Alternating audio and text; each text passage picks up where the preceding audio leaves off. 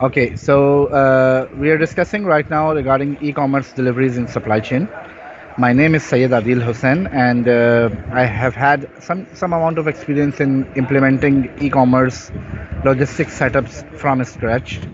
I did that in Dubai with Noon last year. Noon has been a revolutionary e-commerce powered by MR in the Middle East region that is sort of handling Dubai and KSA, and is bound to expand to MENA as well, including Egypt. Currently, I'm working with Daraz in South Asia. Daraz is not only situated in Pakistan, but it also covers Sri Lanka, Bangladesh, Myanmar, and Nepal. So there are five regions which Daraz is right now covering. And in a most recent update, Daraz has recently been acquired by Alibaba.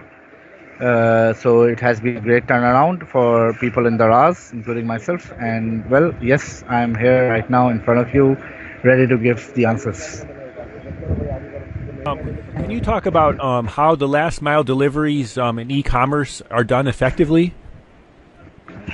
Well, yes. So basically, when it comes to last mile, it's all about making sure that you reach the customer to as quite closest proximity as possible, and without using least customer interaction.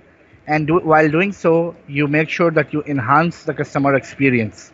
So when you talk about reaching the customer, people do it in different ways. For example, when I was working in Noon, they used to have a pin drop selection of a customer location, and that pin drop selection used to go into the backend system, and that used to populate some data on which our last mile delivery system used to effectively print the zones such that the sorting would be done, and then the riders would be associated to those zones, and the deliveries will be done.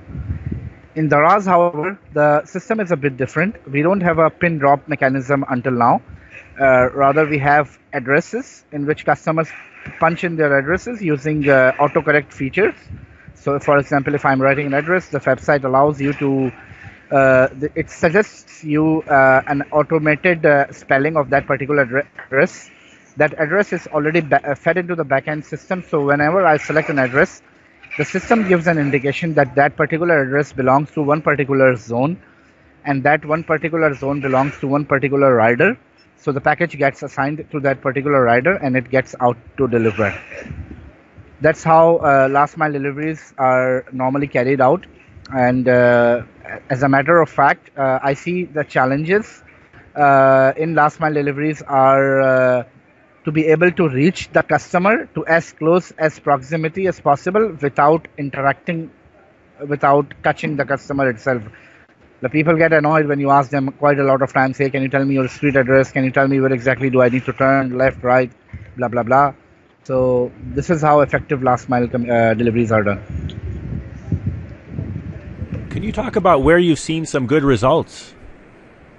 Yeah, so as I said, in Noon, Dubai, when we were implementing the last mile supply chain, what we used to do is we first gathered a whole list of addresses. It was like around some 200,000 addresses in Dubai and Abu Dhabi, and then we collectively combined those addresses into different zones using our last mile delivery system.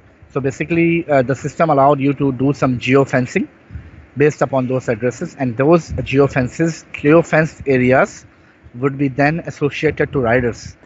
So at the time of placement of an order, it will automatically be assigned to one particular rider, and that rider will be getting a notification as well that today you have this many number of deliveries. So that rider gets some time, like around half an hour before his shift time, to know how many deliveries he has to do. He can plan his route, and he will be able to effectively deliver those parcels with a great customer experience. Well, thanks, Saeed. Did we cover all the points you wanted to make? Yes, we did. I think one last point I want to add is effective e-commerce last mile deliveries are basically a trade-off between control and speed. Okay, so if you go for speed, if your strategic business objective is to go for speed, then you might have to compromise on controls. We do that in a marketplace model, where we have sellers and we use 3PL providers to do full dropship model. So they collect the shipments from the sellers and they deliver it directly to the customers without bringing it to your hub. In this way, your speed is too good, but your control is compromised.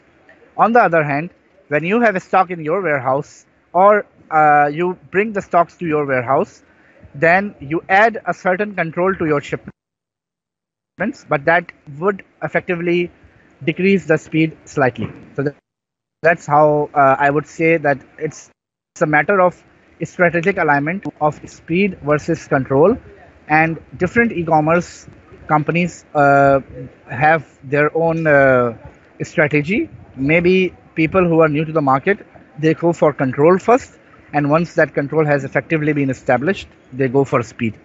So that's how I see e-commerce deliveries.